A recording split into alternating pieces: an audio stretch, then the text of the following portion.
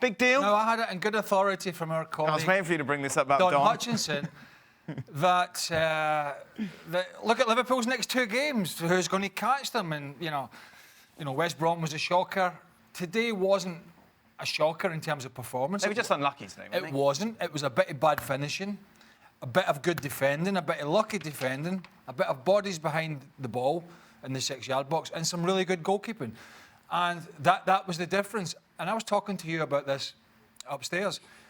For all the good things Liverpool have done in the last couple of years, and there have been so many good things, I just look at the bench sometimes, and I've almost sort of wanted them to be able to go to a different kind of striker to come on with 15, 20 minutes to go. Somebody who's only interested in being in the box, getting on the end of crosses, which they put lots in from the full-back position or from the full-backs. And they don't really have a go-to guy who's different. They can go to a Shaqiri who comes on, or a Firmino who didn't come on today.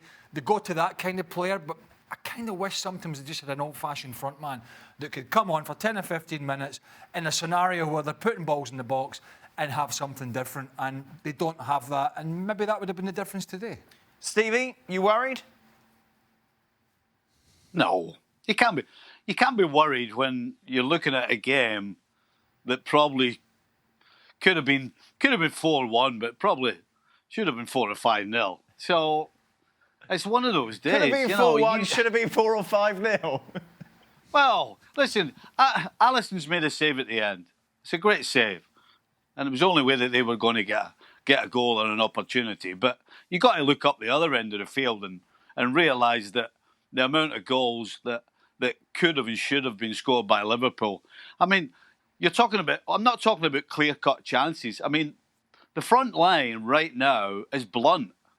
Other than those clear-cut chances, I mean, some of the things that Fabinho did today, Firmino, he had a pass to Salah in the first half. Salah was running in the box, the right way to pass, and it's a goal. But he hits it too hard, and Yedlin ends up getting a challenge in. That was happening all the time.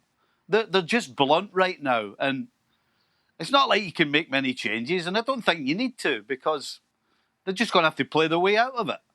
He scored 7, of course, last week against Palace. Jürgen, you take a look at the performance today. Do you just put it down as one of those days? Yeah, I would put it down as one of those days. I think it was a very interesting game. Obviously, Newcastle defending most of the time, and an outstanding defensive performance by Newcastle. I mean, the goalkeeper did fantastic saves.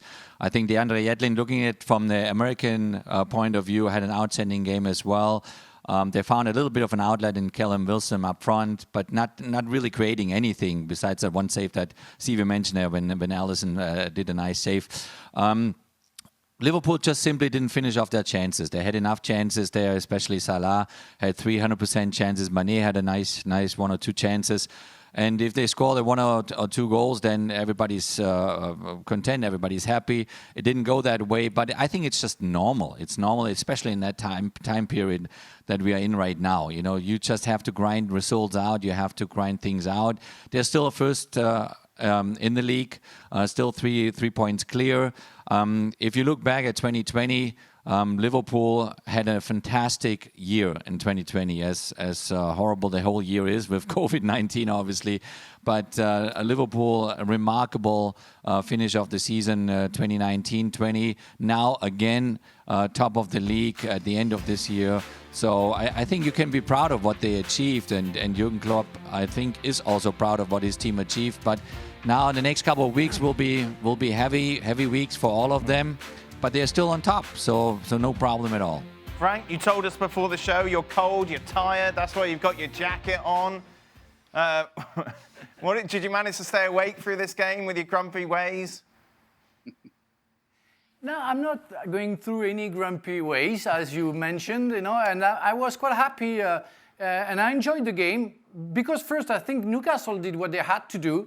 They didn't defend the first half too deeply, and they had 2 chances that I can notice that Jürgen and Steve don't remember, where Wilson made a wrong cross, and another one he had a chance where Fabinho saved. So in total, Newcastle had 3 chances to score, But I enjoyed the game because, well, it was mostly clumsiness from Liverpool.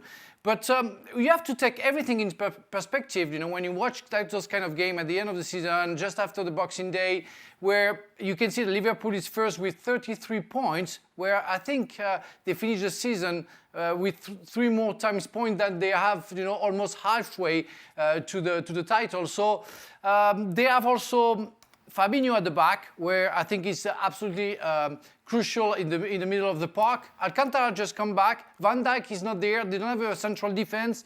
So you have to take everything into consideration to analyze and make a statement about that kind of game. They were clumsy, that's obvious, but they for me, they still show to the world that they are the best team in the Premier League. So I still make them my contender.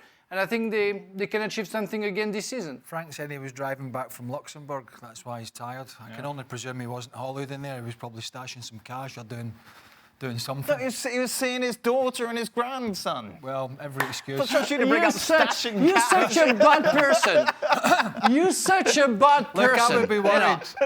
That's why he's got his jacket. Yeah, just cash all right. in the pocket. It's the only way you can afford the jacket like I've that. got cash everywhere. You said to Stevie you worried. Sorry, Frank. You said to Stevie you worried, and he said no, and I understand that. But this isn't going to be a season where the 2 thoroughbreds run away and leave the donkeys behind. And that's kind of how it's been with City and Liverpool.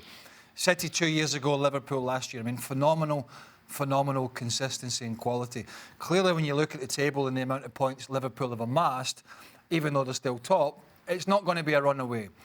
But I would be slightly concerned. One, Stevie mentioned a little bit blunt going forward, but 2 is the away form. They're 9th in the table in away form. They're 1st in the table in home form. It's unlikely they're going to win this Premier League if that continues for the remainder of the second part plus a little bit of the season. Unlikely that they're going to get away with dropping the points at the Brightons, at the Aston Villas. There was another one recently, home to West Brom. Fulham away. Thank you. It's unlikely that they might, but I think unlikely they'll be Premier League champions again if that continues. That's something that need to address. Home form, apart from a little hiccup against West Brom recently, has been pretty good. Away form, concern. Big concern. So that's something that I don't think will be addressed in terms of personnel in the transfer window. It's just something that's going to come within the dressing room. The other thing is, and I hate to say this, as somebody who, you know, like most of the lads here, were big traditionalists with the FA Cup, played in the FA Cup finals and lots of semi-finals, is I think they're going to have to dump that competition this year. I think the teams that are going, because of the situation all these big boys are in, and it's so tight, and there's no runaway leaders, I think the FA Cup, and it has been losing its significance, and we know that, is going to lose it, in my opinion, even more this year, because they have the league, it's so tight, they have the Champions League, and I think because of the COVID, because of the rest period, because of all the complaints, that the FA Cup is going to have to become almost the League Cup for these teams this year. And it pains me to say that, but I think it's the only way some of these coaches see them getting themselves through the season. Thanks so much for watching ESPN on YouTube. And for more sports highlights and analysis, be sure to download the ESPN app. And for premium content and live streaming, subscribe to ESPN+.